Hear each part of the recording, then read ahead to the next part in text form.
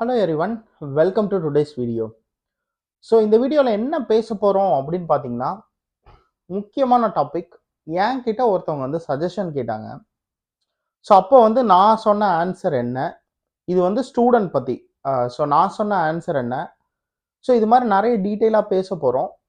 So நம்ம வீடியோக்கு நீங்கள் புதுசாக வரீங்க அப்படின்னா, நம்ம வந்து கனடாவில் நடக்கிற லோக்கல் இஷ்யூஸாக இருக்கட்டும், கனடா இமிக்ரேஷனாக இருக்கட்டும், இந்த மாதிரி அப்டேட்ஸ் நிறைய கொடுத்துட்ருக்கேன். கண்டிப்பாக ஃபாலோ பண்ணுங்கள். ஸோ யூஸ்ஃபுல்லாக இருந்துச்சுன்னா கண்டிப்பாக ஃபாலோ பண்ணுங்கள். ஸோ என்கிட்ட என்னோட ரிலேட்டிவ் ஒருத்தவங்க பையனை படிக்க வைக்கணும்.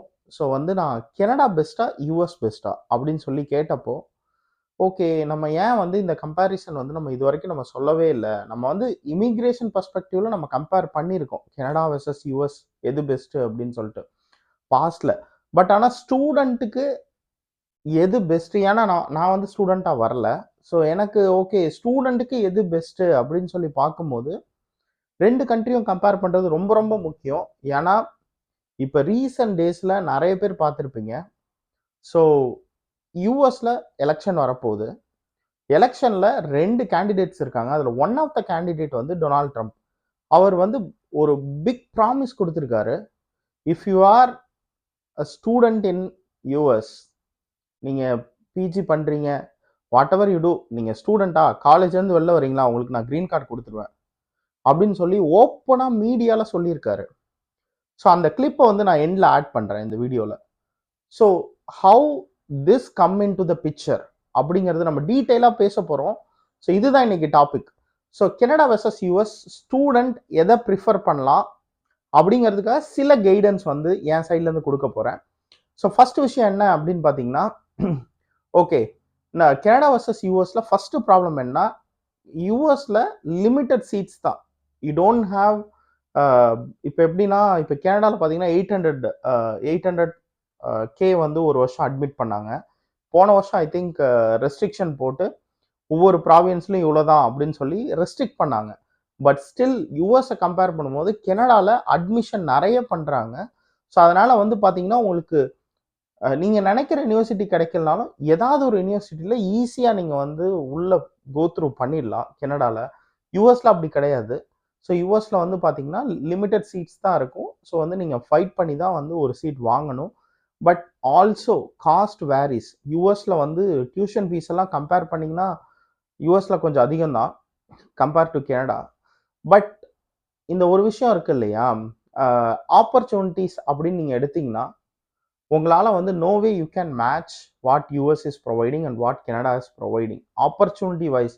அதாவது ஆஃப்டர் காலேஜ் நீங்கள் ஒரு ஆப்பர்ச்சுனிட்டி வேணும்னு சர்ச் பண்ணும்போது, இப்போ எக்ஸாம்பிள் நீங்கள் கனடாவில் ஒரு ஆப்பர்ச்சுனிட்டி சர்ச் பண்ணுறீங்க அப்படின்னா ஒரு 10 தான் இருக்கும். யூஎஸில் சர்ச் பண்ணிங்கன்னா ஒரு 200 300 ஆப்பர்ச்சுனிட்டிஸ் இருக்கும். ஸோ அதனால் ஆப்பர்ச்சுனிட்டிஸ் ரொம்ப அதிகம் யூஎஸில் கம்பேர் டு கனடா. ஸோ கனடாவில் என்ன அப்படின்னா படிக்கலாம், படிக்கும் போது ஈஸியாக பார்ட் டைம் ஜாப்ஸ் வந்து நீங்கள் எடுத்து பண்ணலாம். இப்போ கொஞ்சம் டிஃபிகல்ட்டாக இருக்குது எல்லாருக்கும். ஸ்டில் இட்ஸ் அ மேனேஜபிள் அப்படின்னு தான் நான் சொல்லுவேன். இப்போ யூஎஸில் பார்த்தீங்கன்னா பார்ட் டைம் ஜாப்ஸ் வந்து அவ்வளோ ஈஸி கிடையாது. You would have seen lot of news. Recent டேஸில் வந்து நிறைய நியூஸ் வந்து என்ன சொல்கிறாங்க அப்படின்னு பார்த்தீங்கன்னா, இந்த இந்த பார்ட் டைம் ஜாப்ஸ் பார்க்குற ஸ்டூடெண்ட்ஸ் வந்து ஃபியூவல் ஸ்டேஷனில் ஒர்க் பண்ணுறவங்க இவங்களெல்லாம் ஈஸியாக வந்து கன் ஷாட் பண்ணிடுறாங்க. இல்லை வந்து லாட் ஆஃப் ஸ்டூடெண்ட் மேலே வர வயலேஷன் வந்து ரொம்ப அதிகமாக இருக்குது. I agree. ஸோ வந்து நீங்கள் ஒரு படித்து முடிச்சுட்டு ஒரு நல்ல ஆப்பர்ச்சுனிட்டி வேணும் அப்படின்னா யூஎஸ் போகலாம். பட் பார்ட் டைம் ஜாப் நம்பி இருக்கீங்க, வந்த உடனே I want to take care of myself, அதுக்காக தான் வரேன் அப்படின்னா யூஎஸ்லேயும் நல்ல ஆப்பர்ச்சுனிட்டிஸ் கிடைக்கும், part time job opportunities. But ஆனால் என்ன அப்படின்னா நீங்கள் கரெக்டாக சூஸ் பண்ணணும்.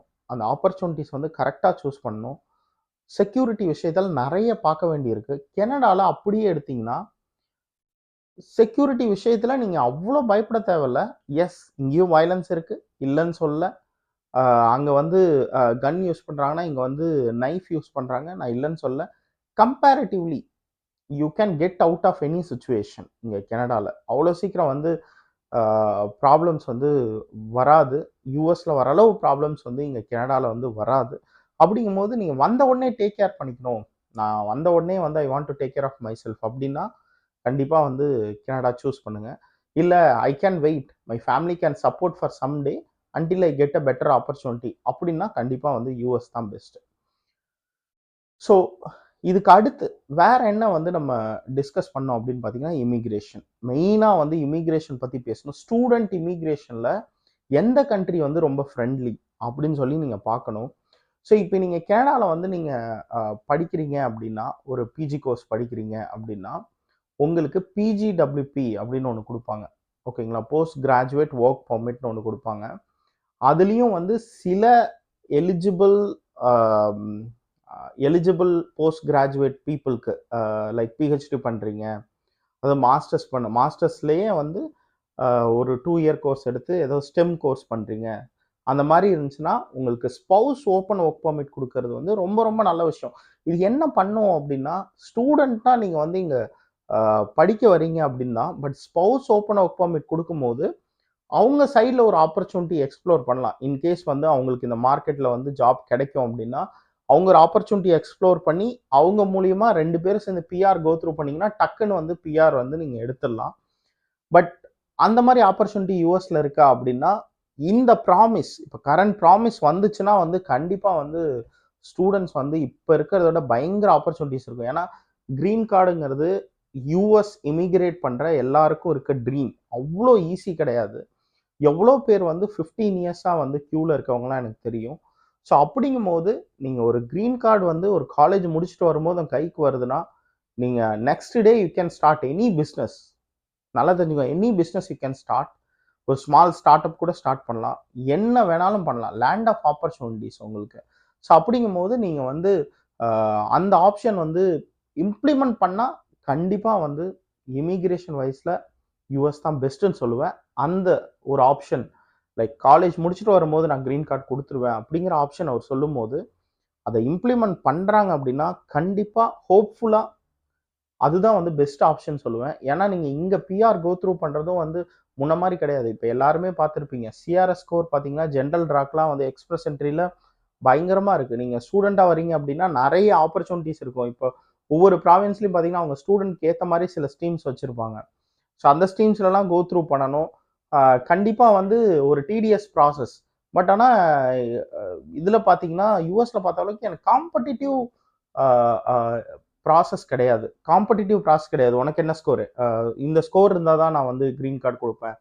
அந்த மாதிரி அவங்க இன்னும் இம்ப்ளிமெண்ட் பண்ணல. நீங்கள் அப்ளை பண்ணீங்க, you are in line, you are eligible, அப்படி தான் கொடுத்துட்ருக்காங்க. ஸோ இன்கேஸ் அதையே வந்து காலேஜ்க்கும் இம்ப்ளிமெண்ட் பண்ணாங்க அப்படின்னா, ஒன்ஸ் கிராஜுவேட் ஆகி உங்களுக்கு கொடுத்தாங்க அப்படின்னா it's a best thing. Really வந்து நிறைய பேர் வந்து நான் பார்த்துருக்கேன். ஒரு ஒரு ஸ்பெசிஃபிக் யூடியூபர் வந்து சொன்னது என்ன அப்படின்னா, நான் யூஎஸில் படித்தேன், கனடாவில் வந்து செட்டில் ஆகிருக்கேன். என்ன அப்படின்னா யூஎஸில் எவ்ரி 3 இயர் வந்து H1Bயை ரெனியூ பண்ணிக்கிட்டே இருக்கணும், அது ரொம்ப ஹெத்திக்காக இருக்குது. ஸோ வந்து உண்மைதான். நிறைய பேருக்கு எப்படி இருக்குன்னா, நான் ஓப்பனாக சொல்கிறேன், H1B life is not that easy. So 3 வருஷத்துக்கு ஒரு தடவை வந்து நீங்கள் H1 ரெனியூ பண்ணும்போது அந்த ஒரு ஃபியர் இருந்துகிட்டே இருக்கும். ஐயோ ஆர்எஃப்இ வந்துடக்கூடாது, ரிக்வஸ்ட் ஃபார் ஃபர்தர் எவிடன்ஸ், அந்த மாதிரி வந்து சில ரிக்வஸ்ட் போடுவாங்க. இங்கே வந்து ஏடிஆர்னு சொல்லுவாங்க, அடிஷ்னல் டாக்குமெண்ட் ரிக்வஸ்ட். அது மாதிரி வந்து பார்த்தீங்கன்னா யூஎஸில் ஆர்எஃப்இ வரும். அந்த ஆர்எஃப்இ வந்துச்சுனாவே எல்லாருக்கும் ஒரு சின்ன ஒரு பயம் இருக்கும். ஸ்டூடெண்ட்டும் அதே பார்த்து தான் கோ த்ரூ பண்ணுவாங்க. ஸோ படித்து முடிப்பாங்க F1, அதுக்கப்புறம் பார்த்தீங்கன்னா அங்கேருந்து H1 போடுவாங்க. H1 பிக் ஆச்சு, I think they will have 3 ஆப்பர்ச்சுனிட்டிஸ்ன்னு நினைக்கிறேன். H1 பிக் ஆயிருச்சு அப்படின்னா H1 உள்ள வருவாங்க. எவ்ரி 3 இயர் வந்து H1 ரெனியூ பண்ணிக்கிட்டே இருக்கணும். Every renewal you will have that fear little bit. ஐயோ என்ன ஆகுமோ தெரியலையே அப்படின்னு சொல்லிட்டு ஒரு சின்ன ஒரு ஃபியர் இருக்கும். அதுதான் வந்து அந்த யூடியூபர் சொல்லியிருந்தாரு.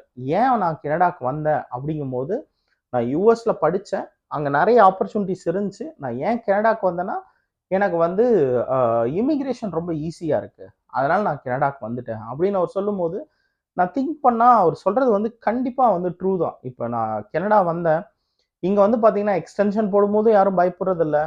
ஸோ ஒர்க் பர்மிட் எக்ஸ்டென்ஷனுக்கும் யாரும் பயப்படுறதில்ல. பிஆர் வந்துருச்சுன்னா அதுக்கப்புறம் வந்து பயப்படவே தேவையில்ல. நம்ம வந்து எல்லா இன்ஃபர்மேஷனும் ட்ரூவாக கொடுத்துருந்தோம்னா பயப்படவே தேவையில்ல. ஸோ இந்த மாதிரி இருக்கும்போது இது மாதிரி ஒரு பாத்வே யூஎஸ்ல கொடுத்தாங்க அப்படின்னா கண்டிப்பாக வந்து உங்கள் ஆப்பர்ச்சுனிட்டிஸும் அதிகமாக இருக்கிறதுனால அதை எடுக்கிறது best. But at this point அது வந்து ப்ராமிஸ் தான், யார் வரப்போகிறாங்கன்னு தெரில. It all depends upon election. But இது ரொம்ப ரொம்ப முக்கியமான ஒரு பாயிண்ட். இது வந்து நான் சொல்லணும். ஏன்னா வந்து அடுத்து 1 or 2 இயரில் வந்து நீங்கள் இப்போ உங்கள் குழந்தைங்கள படிக்க வைக்க போறீங்க, நீங்க பார்க்குறீங்க அப்படின்னாலும் சரி, இல்ல யாராவது பிளான் பண்ணிட்டு இருக்கீங்க அப்படின்னா கூட just look for your selection. அதுக்கப்புறம் வந்து அவங்க என்ன ரூல் இம்ப்ளிமெண்ட் பண்றாங்க யுஎஸ்சிஐஎஸ்ல அப்படின்னு சொல்லி நம்ம இங்க ஐஆர்சிசி மாதிரி அங்க யுஎஸ்சிஐஎஸ். ஸோ அவங்க என்ன ரூல் இம்ப்ளிமெண்ட் பண்றாங்க இதெல்லாம் க்ளோஸா வாட்ச் பண்ணுங்க. வாட்ச் பண்ணிட்டு எது பெஸ்ட் அப்படின்னு சொல்லி நீங்க சூஸ் பண்றது பெஸ்ட். அடுத்த விஷயம் என்ன பார்க்கணும் அப்படின்னா ஸ்டாண்டர்ட் ஆஃப் லைஃப்னு ஒன்று இருக்கு. ஸ்டாண்டர்ட் ஆஃப் லைஃப்ங்கிறது வந்து கம்பேரேட்டிவ்லி கனடாவை கம்பேர் பண்ணும்போது யூஎஸ் வந்து ஸ்டாண்டர்ட் ஆஃப் லைஃப் வந்து ரொம்ப பெஸ்ட்டாக இருக்கும். உங்களுக்கு வந்து இங்கே கனடாவில் எடுத்துக்கிட்டிங்கன்னா பிக்கர் சிட்டிஸில் பார்த்தீங்கன்னா ஒரு கவுண்டபிள் சிட்டிஸ் தான் இருக்கும் இங்கே கனடாவில். உங்களுக்கு வந்து யூஎஸ்ல எடுத்திங்கன்னா எவ்ரி ஸ்டேட்டில் வந்து பார்த்தீங்கன்னா ஒரு 3 பெரிய சிட்டிஸ் இருக்கும். ஸோ சில எக்ஸப்ஷன்ஸ் இருக்குது. நீங்கள் வந்து ரொம்ப ரிமோட்டாக போனீங்கன்னா கண்டிப்பாக வந்து இப்போ நார்த் ஈஸ்ட்லாம் பார்த்தீங்கன்னா மெயின் எடுத்திங்கன்னா ஒரு ஒரு ஒரு சிட்டி தான் இருக்குது. ஸோ ரொம்ப பெரிய சிட்டிஸ் இல்லை. ஸோ இது மாதிரி வந்து பார்த்தீங்கன்னா பட் எல்லா ப்ராவின்ஸில் நான் வந்து ஒஹாயோவில் இருந்திருக்கேன். எனக்கு வந்து கொஞ்ச நாள் வந்து டெனசியில் இருந்திருக்கேன். ஸோ வந்து இங்கெல்லாமே பார்த்தீங்கன்னா இப்போ கென்டக்கி பக்கத்தில் இருக்க ஸ்டேட் இந்தியானா, இங்கே எல்லாமே எடுத்துக்கிட்டிங்கன்னா உங்களுக்கு வந்து இந்தியானா எடுத்துக்கிட்டிங்கன்னா இந்தியானா போலீஸ் ஒரு பெரிய சிட்டி இருக்கும், நிறைய ஆப்பர்ச்சுனிட்டிஸ் கிடைக்கும். ஒஹாயோ எடுத்துக்கிட்டிங்கன்னா சின்சினாட்டி கொலம்பஸ்னு 2 சிட்டிஸ் இருக்குது. அதே மாதிரி கென்டக்கி எடுத்திங்கன்னா லூவிலில் லெக்சிங்டன் அப்படின்னு 2 சிட்டி இருக்குது. ஸோ இது மாதிரி பார்த்தீங்கன்னா ஒவ்வொரு ஸ்டேட்லேயும் ஒரு 2 சிட்டிஸ் இருக்கும். அந்த சிட்டிஸில் ஆப்பர்ச்சுனிட்டிஸ் வந்து பயங்கரமாக இருக்கும். அப்படிங்கும்போது நீங்கள் வந்து அங்கே நிறைய ஆப்ஷன்ஸ் இருக்குது செட்டில் ஆகிறதுக்கு. ஸோ அப்படிங்கும்போது இங்கே யூஎஸில் வந்து நீங்கள் ஒரு வீடு வாங்கி செட்டில் ஆகிறது ரொம்ப ரொம்ப easy. And land of opportunities வந்து உங்களுக்கு அங்கே நிறைய ஆப்பர்ச்சுனிட்டி இருக்குது. உங்களுக்கு வந்து என்ன சொல்கிறது, அந்த மார்க்கெட்டில் வந்து ஒரு ரெஸ்யூம் நான் அந்த டிஃப்ரென்ஸ் பார்க்குறேன். நீங்கள் வந்து கனடாவில் ஒரு ரெஸ்யூமை வந்து நீங்கள் கொண்டு போய் ஒரு ஜாப் மார்க்கெட்டில் வச்சு அதை மார்க்கெட்டிங் பண்ணி ஜாப் வாங்குறது எவ்வளோ கஷ்டங்கிறதையும் பார்க்குறேன். அதே மாதிரி யூஎஸில் வந்து உங்கள் ரெஸ்யூம் போட்டு உங்கள் ஸ்கில் செட்டுக்கு மேட்ச் ஆகி எவ்வளோ ஜாப் ஆப்பர்ச்சுனிட்டிஸ் வருதுங்கிறதையும் பார்க்குறேன். ஸோ அப்படிங்கும்போது உங்களுக்கு வந்து இது எல்லாத்தையும் கன்சிடர் பண்ண வேண்டியிருக்கு. ஸோ அதனால் நீங்கள் ஸ்டூடெண்ட் ஃப்யூச்சரில் வரீங்க அப்படின்னா இந்த பாயிண்ட்ஸ் எல்லாம் கன்சிடர் பண்ண வேண்டியிருக்கு. நம்ம வந்து இது வந்து ஜஸ்ட் ஒரு டாக்கிங் பாயிண்டாக தான் இருக்குது அட் திஸ் பாயிண்ட். நம்ம வந்து ஃப்யூச்சரில் வந்து இந்த இமிக்ரேஷன் எப்படி போகுதுன்னு பார்ப்போம். ஸோ அடுத்த விஷயம் ஸ்பவுஸ்க்கு வந்து அடுத்து வந்து இமிக்ரேஷன் வந்து ஸ்பவுஸ்க்கு பண்ணும்போது எப்படி இருக்கும். இப்போ எக்ஸாம்பிள் ஸ்டூடெண்ட்டாக வரேன், அதுக்கப்புறம் வந்து நீங்கள் அடுத்த லைஃப்பில் அடிஷன்ஸ் இருக்கும். ஸோ இதுக்கெல்லாம் எப்படி லைக் மேரேஜ் ஆச்சுன்னா எப்படி வந்து இப்போ நான் பிஆரில் இருக்கேன், மேரேஜ் ஆச்சுன்னா என்ன பண்ணுறது, நான் க்ரீன் கார்டு வாங்கிட்டேன், மேரேஜ் ஆச்சுன்னா என்ன பண்ணுறது, ஃபேமிலி இமிக்ரேஷன் அது எப்படி இருக்கும், பேரண்ட்ஸ்க்கு எப்படி இருக்கும், இந்த மாதிரிலாம் கேட்டிங்கன்னா ஸோ வந்து 2 கண்ட்ரியும் ஆல்மோஸ்ட் வந்து அந்த ஸ்பவுஸ் இமிக்ரேஷனாக இருக்கட்டும், இல்லை கிட்ஸ் இங்கே பிறந்தா கனடாலையும் குழந்தை பிறந்துச்சுன்னா கனடா சிட்டிசன்ஷிப் கொடுத்துருவாங்க, யூஎஸ்லேயும் குழந்தை பிறந்தா யூஎஸ் சிட்டிசன்ஷிப் கொடுத்துருவாங்க. 2 கண்ட்ரிலையும் ஓசிஐ வந்து நம்ம வாங்கிக்கலாம் இந்தியாவுக்கு. அதே மாதிரி வந்து பார்த்தீங்கன்னா ஒய்ஃப் வந்து கல்யாணம் ஆயிடுச்சு அப்படின்னா ப்ராப்பர் மேரேஜ் சர்டிஃபிகேட் வச்சு அவங்களுக்கும் வந்து அடுத்து வந்து டிபெண்ட்டாக வந்து ப்ராசஸ் பண்ணிக்கலாம் 2 கண்ட்ரிலையும். அதில் எந்த ப்ராப்ளம்ஸும் கிடையாது. பேரண்ட்ஸ்க்கு 2 பேருமே விசிட்டர் பெர்மிட் தான் அலோவ் பண்ணுவாங்க. என்ன அப்படின்னா 2 பக்கமுமே வந்து பேரண்ட்ஸ் வந்து விசிட்டர் பெர்மிட் தான் அலோவ் பண்ணுவாங்க. ஜஸ்ட் இன் கேஸ் யூஎஸ்ல ஒரு ஆப்ஷன் இருக்கு. ஆஃப்டர் 21 நீங்கள் வந்து ஒரு ஃபினான்ஷியல் சப்போர்ட் காமிக்கிறீங்க அப்படின்னா கண்டிப்பாக வந்து பேரண்ட்க்கும் வந்து க்ரீன் கார்டு கொடுப்பாங்க. பட் இங்கே வந்து பேரண்ட்டுக்கு வந்து ட்ரா மாதிரி கண்டக்ட் பண்ணுறாங்க. ஸோ அதுவுமே வந்து இப்போ கொஞ்ச நாளாக பண்ணுறதில்ல. ஸோ வந்து ஐ திங்க் கிராண்ட் பேரண்ட்ஸ் ஸ்ட்ரீமோ ஏதோ ஒன்று இருக்குது பிஆரில். நான் அது இன்னும் எக்ஸ்ப்ளோர் பண்ணல.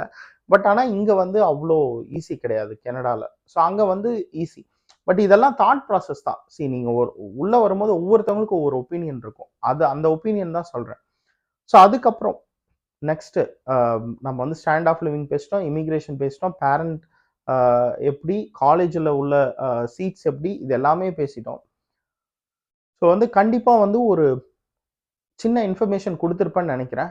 ஃபாலோ பண்ணுங்கள். நம்ம வந்து நீங்களும் ஏதாவது திங்க் பண்ணுறீங்கன்னா கமெண்ட் பண்ணுங்கள். நம்ம இன்னும் ஃப்யூச்சரில் வந்து இதெல்லாம் டெவலப் ஆகட்டும், நல்ல ஒரு பெரிய வீடியோ பண்ணுவோம். ஸோ வந்து கண்டிப்பாக இந்த இன்ஃபர்மேஷன் வந்து உங்களுக்கு ஹெல்ப்ஃபுல்லாக இருந்திருக்கும்னு நினைக்கிறேன். இன்னொரு வீடியோவில் மீட் பண்ணுவோம். Until then by from Tamil.